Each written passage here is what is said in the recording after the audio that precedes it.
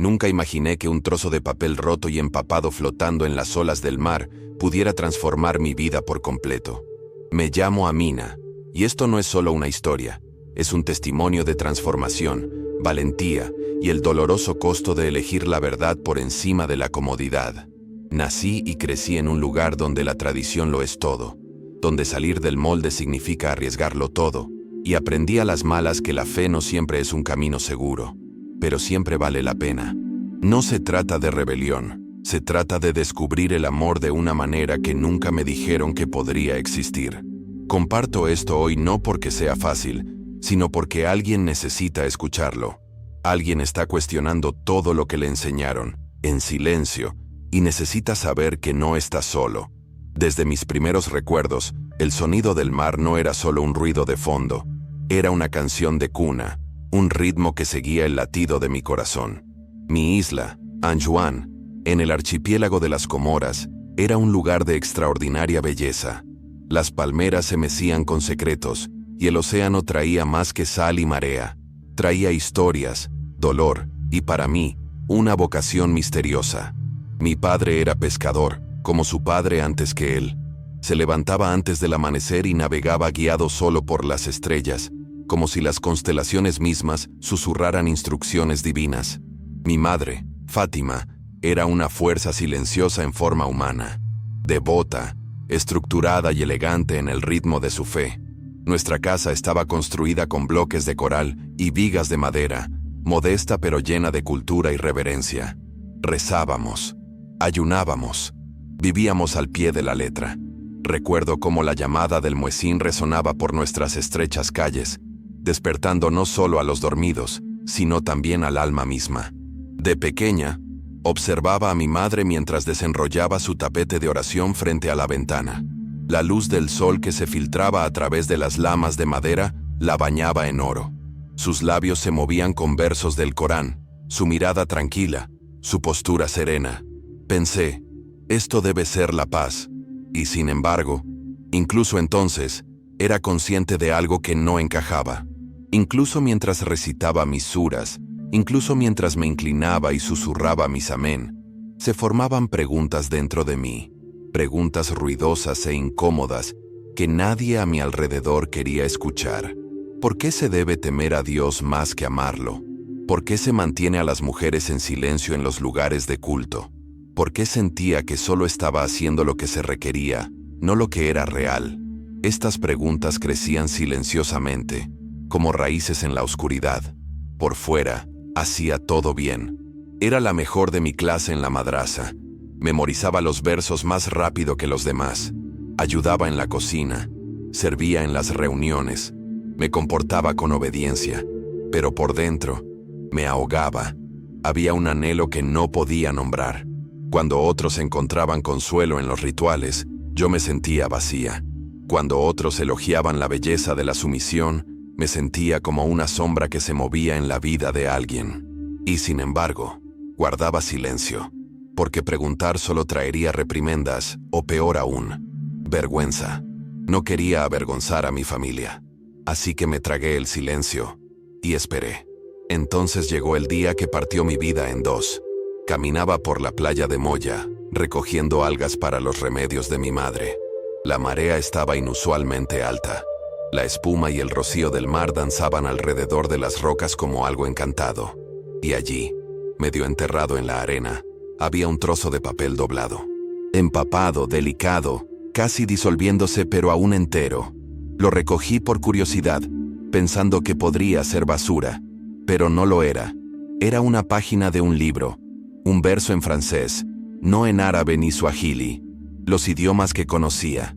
Las palabras me eran desconocidas, pero a la vez me resultaban inquietantemente familiares, porque de tal manera amó Dios al mundo, que dio a su Hijo unigénito. Me quedé paralizada. Esas palabras fueron como una corriente eléctrica que me recorrió el cuerpo.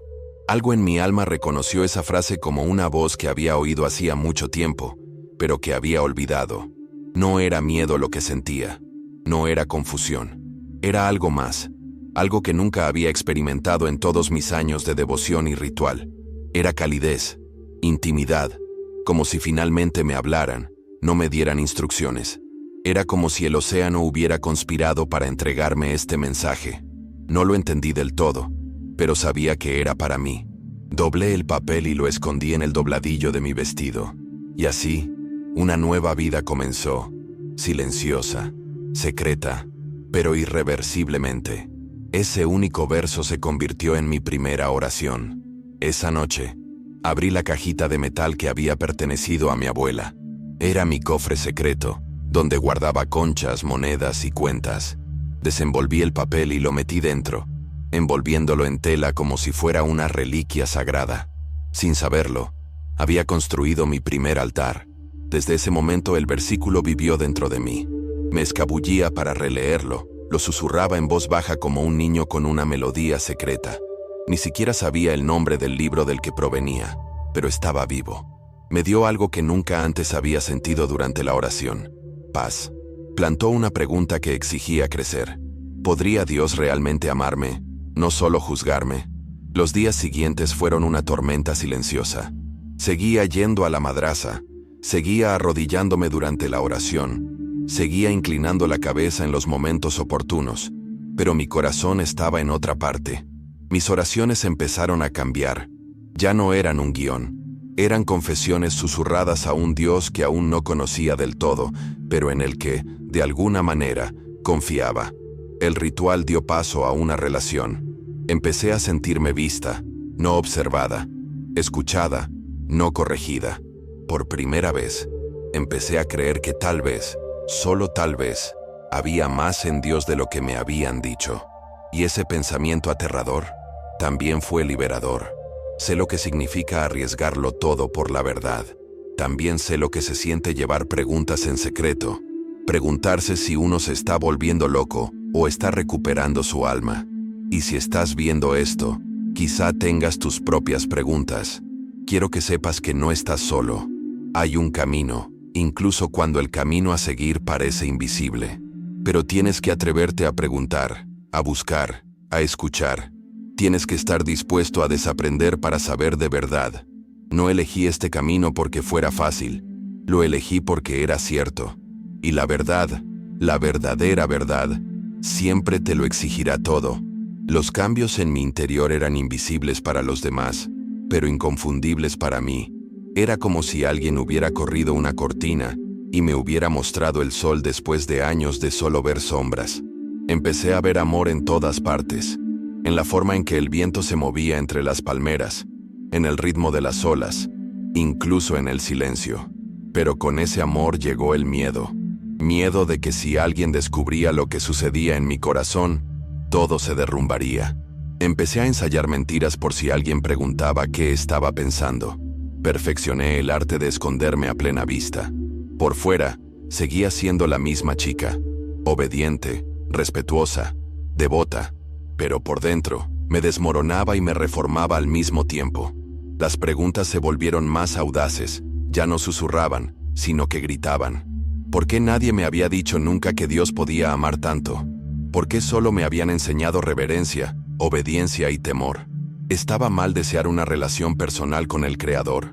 No tenía con quién hablar, nadie que me entendiera. Mis padres eran amables, pero firmes en sus creencias.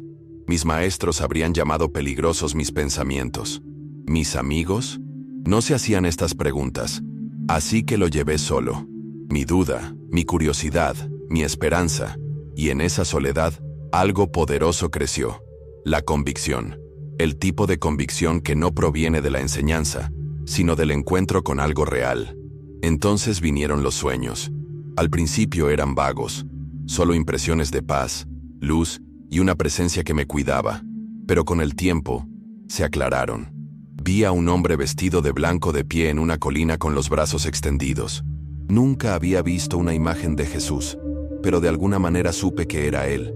En otro sueño, caminaba por el océano. El agua, normalmente agitada y aterradora, estaba tranquila bajo mis pies. Sostenía una mano invisible que me guiaba hacia una isla lejana, bañada por una luz dorada. Desperté con lágrimas en los ojos, no de miedo, sino de anhelo. Fue como si una parte de mí que desconocía haber existido finalmente hubiera despertado. Empecé a orar de otra manera. No en voz alta, no formalmente, sino con sinceridad. Me acostaba en la cama, susurrando en la oscuridad, pidiéndole a este Dios de amor que se revelara. No sabía su nombre, ni siquiera sabía en qué creía, pero sabía que era real, y en esos momentos de silencio, me sentía más escuchado que nunca durante las oraciones grupales en voz alta. No había necesidad de fingir, no había necesidad de actuar. Solo yo y aquel que me había encontrado en esa playa. No dejé de practicar el Islam externamente, pero en mi interior, algo había cambiado para siempre. Mi brújula estaba cambiando. Mi alma estaba despertando a una nueva dirección. Todo cambió la noche que recé esa peligrosa oración. Era durante Ramadán, el mes más sagrado. Toda la familia estaba reunida alrededor de la mesa, rompiendo el ayuno.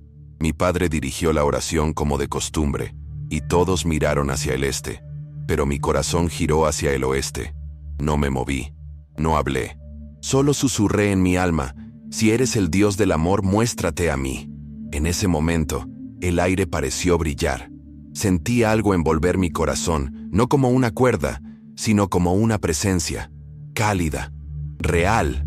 Era pequeña, como un susurro, pero sacudió los cimientos de mi vida, porque ahora sabía. No solo creía en una doctrina, me perseguía una persona. Desde ese momento, no pude volver a ser quien era. El tapete de oración seguía en su lugar. Los versos seguían recitados. Los gestos seguían realizándose. Pero mi corazón estaba en otra parte. Empecé a hablar con Jesús, no en voz alta, donde nadie pudiera oír, sino en lo más profundo de mi ser. Repetí ese verso una y otra vez, porque de tal manera amó Dios al mundo. Se convirtió en mi himno secreto, mi himno de esperanza. No entendía del todo lo que significaba, pero no me hacía falta. Lo creía, confiaba en él, y esa confianza empezó a moldearme. Me volví más paciente, más compasivo, menos temeroso. El fruto de un nuevo espíritu ya estaba creciendo en mí. Claro, nada permanece oculto para siempre. Mi transformación pudo haber sido interna, pero la gente empezó a notarlo. Mi madre, que solía corregirme rápidamente, empezó a mirarme con una mezcla de confusión y preocupación. Estaba más tranquila, más reflexiva. Sonreía más. Dejé de discutir sobre tradiciones y simplemente las observaba en silencio. Pero la paz que me embargaba me hacía parecer una extraña en mi propia casa. Mi tía Mariam, una reverenciada erudita de la ley islámica, fue la primera en percibir el peligro. Al principio no dijo nada. Simplemente empezó a visitarme con más frecuencia, a hacerme preguntas sutiles, a observarme durante la oración. Y con cada día que pasaba, sentía que el nudo se apretaba. No tardó mucho en confrontarme.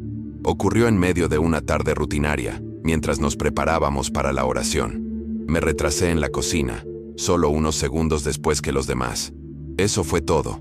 Me llamó por mi nombre con fuerza, su voz como una cuchilla. Sus ojos se clavaron en los míos, y lo supe, lo sabía. Puede que no conociera los detalles, pero presentía la verdad. Y en su mundo, la verdad era traición. Esa noche, oré bajo su atenta mirada, sintiendo su mirada quemarme la espalda mientras me inclinaba hacia el este.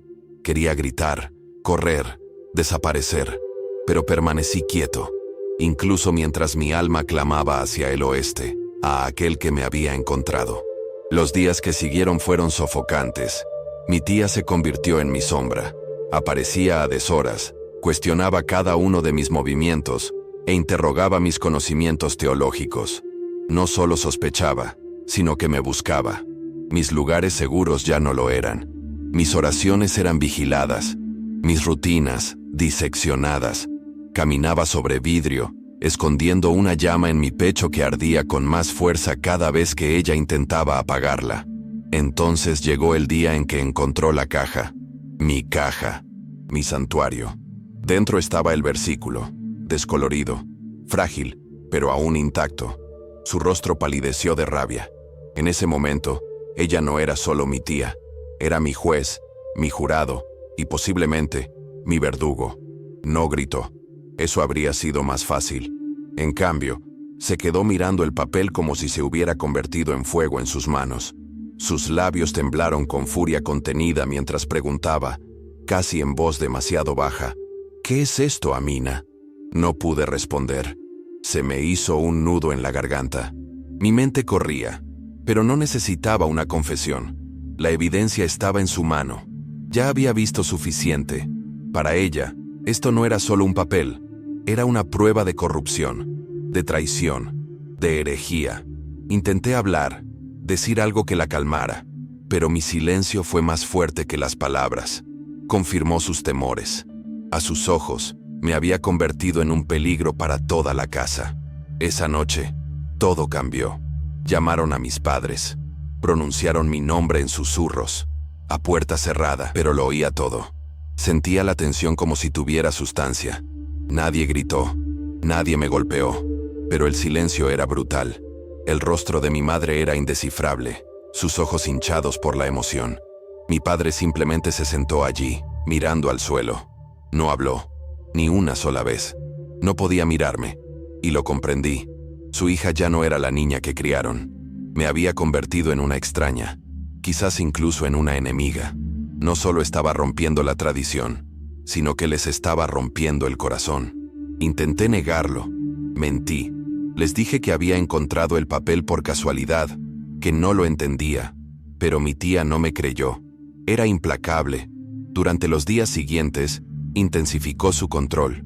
Llegó sin avisar, interrumpió nuestras oraciones, me pidió que recitara suras raras que no había memorizado.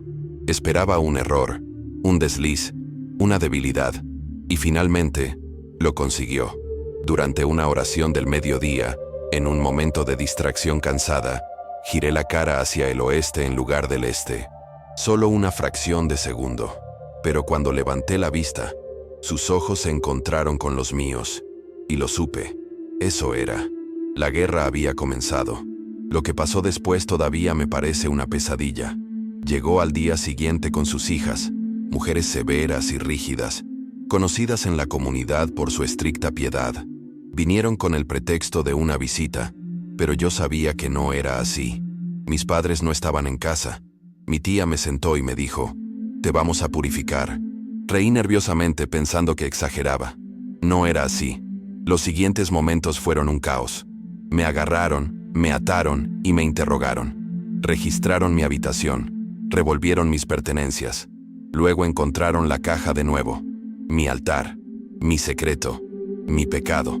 Todo estaba al descubierto ahora, y lo trataron como veneno. Lo llamó brujería. Dijo que había sido poseída por demonios cristianos, que practicaba rituales extranjeros y ponía en peligro la pureza de nuestro hogar. Intenté explicarle, decirle que solo buscaba, que solo preguntaba, pero no me oyó. Sus ojos estaban desorbitados por la furia religiosa. No intentaba comprenderme, intentaba salvarme, aunque eso significara destruirme. La habitación dio vueltas mientras me arrastraban afuera, hacia la hoguera. Hirvieron agua, prepararon un ritual de purificación, y yo, impotente, vi cómo todo lo que amaba se volvía contra mí. Allí, en mi propio patio trasero, ya no era una hija, era una enemiga. El primer chorro de agua hirviendo me quebró. Grité más fuerte que nunca. El dolor era inimaginable, no solo físico, sino espiritual. La traición dolía más que la quemadura. Mi tía, recitando versos del Corán, me exigió que renunciara a este dios extranjero. Lo llamó demonio. Llamó a mi fe una enfermedad, pero incluso en la agonía, algo dentro de mí se negaba a romperse. No podía soltar la paz que había saboreado, el amor que había sentido. Empecé a susurrar una frase, una y otra vez. Jesús, sálvame. No porque esperara un milagro, sino porque era el único nombre que me traía paz en medio del horror. Ese momento de desafío los enfureció aún más. Vertieron más agua, gritaron más fuerte, pero yo seguí rezando, seguí susurrando. Y entonces sucedió algo extraño. Con cada golpe, con cada insulto, me sentía más fuerte. No en mi cuerpo, sino en mi espíritu. Era como si me refinaran con fuego, no como si me destruyeran. Sentí una presencia que me envolvía, reconfortándome de maneras que no puedo explicar. Aunque estaba atada, sangrando, quemada, me sentía libre. No podían tocar lo que había cambiado dentro de mí, y eso los aterrorizaba. No solo intentaban castigarme, intentaban romper lo que no entendían, pero ya había sido renovada. La noche se alargó. Me ataron a un poste, me dejaron en el patio como a un criminal.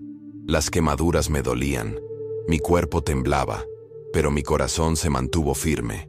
Recordé de nuevo el versículo: todo aquel que cree en él no perecerá. Me aferré a esas palabras como a un salvavidas.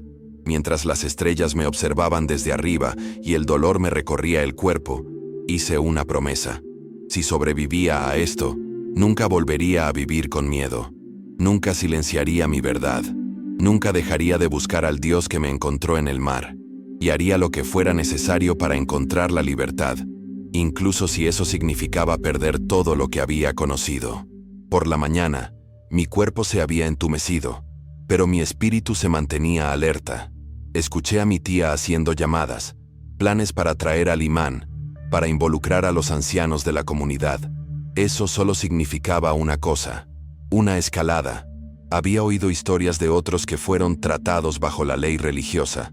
Algunos desaparecieron, algunos fueron rechazados, algunos fueron enterrados. Sabía que no tenía tiempo. Fue entonces cuando llegó ella, Mubarak, una anciana de un lugar lejano de la isla. Entró al patio silenciosamente, con la calma de quien ha visto demasiado. Se acercó a mí, me ofreció agua y susurró una pregunta. ¿Tienes dolor? Asentí. ¿Y paz? Preguntó. Asentí de nuevo. La presencia de Mubarak fue como un milagro. No porque prometiera rescatarme ni porque tuviera el poder de detener lo que se avecinaba, sino porque comprendía. Se sentó a mi lado en silencio, ese silencio que pesa. Cuando volvió a hablar, sus palabras fueron suaves, como gotas de lluvia sobre un tejado. Yo también clamé a Jesús una vez, dijo. Esa frase me desgarró algo por dentro. Por primera vez desde que comenzó esta pesadilla, no me sentí sola. Me contó que años atrás había enfrentado la misma tormenta: rechazo familiar, acusaciones de brujería y la insoportable soledad que conlleva creer de forma diferente en un mundo que no admite preguntas. Y había sobrevivido. Me contó cómo había escapado a otra isla, donde vivía tranquilamente entre otros como ella. Personas que habían encontrado a Jesús en secreto. Personas que no rezaban en templos, sino en susurros. Personas que ya no eran aceptadas por sus familias, pero que habían encontrado una familia en sí mismas. Mientras hablaba, la escuchaba con toda mi alma. Sus palabras eran un mapa, y estaba desesperado por seguirlo. Me habló de Mojili, una isla más pequeña y tranquila, donde algunos creyentes vivían escondidos. No había iglesias, ni letreros, ni Biblias. Solo corazones que ardían en secreto.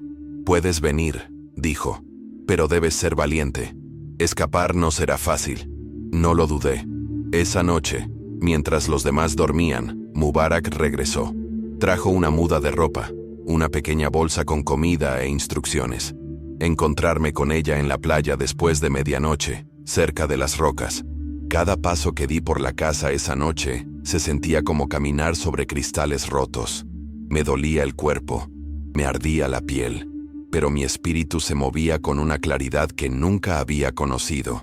Pasé sigilosamente junto a la puerta donde dormía mi tía, junto a la estera donde una vez rezó mi madre, y salí a la húmeda oscuridad. La playa estaba tranquila. La luz de la luna bañaba las olas de plata, y allí, escondida entre las rocas, estaba Mubarak y un pequeño bote de madera, mi salvación. El viaje a través del agua fue aterrador. El océano que una vez me había reconfortado, ahora amenazaba con devorarme. Cada ola era como una advertencia. El barco crujía y se movía con cada oleaje. Mis manos temblaban, mis heridas gritaban. Pero Mubarak mantuvo su mano sobre mi hombro, susurrando versos que había memorizado en secreto. No estás abandonada. Él está contigo. Cerré los ojos y me aferré a esas palabras. No estaba segura de lo que me esperaba al otro lado, pero sabía lo que dejaba atrás: dolor, silencio y una vida que ya no era mía. Y a veces, Partir es el primer acto de fe. Llegamos a Mojili justo antes del amanecer. La isla emergió de la niebla como una promesa. Colinas verdes, casitas y costas tranquilas.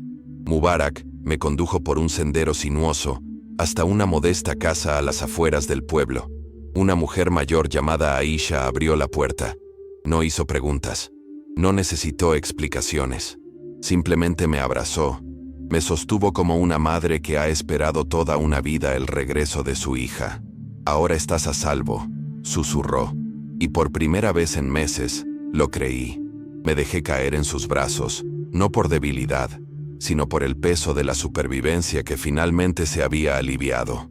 Los días siguientes fueron tranquilos, pero llenos de significado. Mi cuerpo sanó lentamente. Aisha trató mis quemaduras con aceites y hierbas. Mubarak trajo comida y compañía.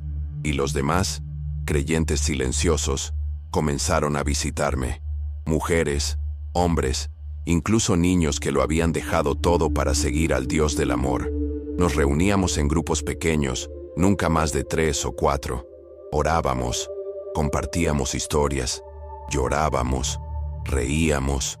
No había sermones ni doctrinas, solo amor y verdad. Y poco a poco, comencé a comprender que no había escapado de algo. Había entrado en algo más grande. Una familia no unida por la sangre, sino por la fe. Con el tiempo descubrí mi propósito. Mis heridas se convirtieron en mi ministerio. Empezaron a llegar chicas jóvenes, asustadas, rotas, con cicatrices como yo. Y encontraron algo en mí, un reflejo de su propio dolor y una posibilidad de sanación. Les enseñé a leer, a orar, a creer que el amor no era mentira. Les conté mi historia, no para asustarlas, sino para mostrarles que la supervivencia era posible, que Dios no solo nos rescató, sino que nos restauró, y que sin importar cuán profunda fuera la herida, la gracia podía llegar más lejos. Mi pasado se convirtió en un camino, mis cicatrices en señales, y cada susurro de Jesús en la oscuridad se convirtió en un canto de libertad en la luz. Han pasado 5 años. Tengo 20. Doy clases en la escuela del pueblo durante el día y dirijo reuniones de oración por la noche. Seguimos siendo cautelosos. El mundo sigue siendo peligroso, pero vivimos, crecemos, creemos. No necesito una catedral para sentirme cerca de Dios. Lo encuentro en la bondad del tacto de Aisha, en la risa de los niños, en la fuerza de las mujeres que una vez creyeron estar solas. No intentamos convertir a nadie, simplemente vivimos de forma diferente. Y a veces, alguien pregunta por qué tenemos paz en un mundo tan lleno de miedo. Es entonces cuando hablamos de aquel que amó tanto al mundo que se entregó por él. No comparto mi historia porque sea dramática. La comparto porque es real. Porque aún hay innumerables voces como la mía, silenciadas, dudando, cuestionando en la oscuridad, que necesitan saber que no están solas. Si estás viendo esto y te sientes atrapado entre la tradición y la verdad, entre el miedo y la fe, déjame decirte, hay esperanza. Hay un camino. Soy prueba viviente de que ninguna persecución puede detener el amor de Dios, que incluso cuando el mundo te llama maldito, Dios te llama elegido, que aunque te quemen la piel, no pueden tocar tu alma cuando le pertenece. Si esta historia te llegó al corazón, te invito a responder, no a mí, sino a aquel que te ve ahora mismo. El mismo Dios que me encontró a través de un trozo de papel rasgado, puede encontrarte a través de esta pantalla. No necesitas palabras perfectas, solo un corazón dispuesto. Invoca a Jesús. Pídele que te muestre si es real, si es la verdad. Y si ya crees, mantente firme, aunque te tiemblen las rodillas. Porque el precio de seguir a Jesús es alto, pero la recompensa es eterna. Ningún dolor en este mundo se compara con la alegría de ser verdaderamente libre. Si necesitas un espacio para crecer, ser discipulado, hacer preguntas difíciles con seguridad, mantente conectado. Suscríbete a este canal. Únete a esta comunidad de buscadores y creyentes. Aquí eres visto, eres escuchado y sobre todo, eres amado. Creamos contenido para equipar y fortalecer a quienes caminan por el fuego, para que no caminen solos. Que esta no sea la última vez que hablemos, que sea el comienzo de tu nuevo camino. Si tu corazón arde ahora mismo, no lo ignores. No es emoción, es el Espíritu Santo llamándote a casa. Responde, elige a Jesús. No porque alguien te obligó, sino porque tú mismo has descubierto la verdad. Porque, como yo, has probado un amor que ningún sistema humano podría ofrecer. El tipo de amor que me encontró cuando estaba destrozado y me sanó. Y si ya caminas con Jesús, pero el miedo te ha impedido hablar, comparte tu fe, cuenta tu historia. Alguien espera que tu valentía se convierta en su claridad. Alguien está orando por una señal, y tu testimonio podría ser la respuesta. No dejes que la comodidad te impida llamar. No dejes que el miedo te aleje de la fe. Así que, por favor, suscríbete al canal y sigue a Jesús con todo tu ser. Comparte este video con alguien que necesite esperanza. Deja un comentario abajo diciéndonos desde dónde lo estás viendo y cómo podemos orar por ti. Esto es más que un video. Es un salvavidas, y podría ser tuyo o de alguien más. No lo pases por alto. Deja que este momento te transforme. Gracias por escuchar. Gracias por acompañarme en el dolor más sagrado que he conocido. Quizás nunca te conozca en persona, pero creo que algún día nos uniremos a ti. Hasta entonces, mantente fuerte. Mantente en la palabra. Mantente en el amor.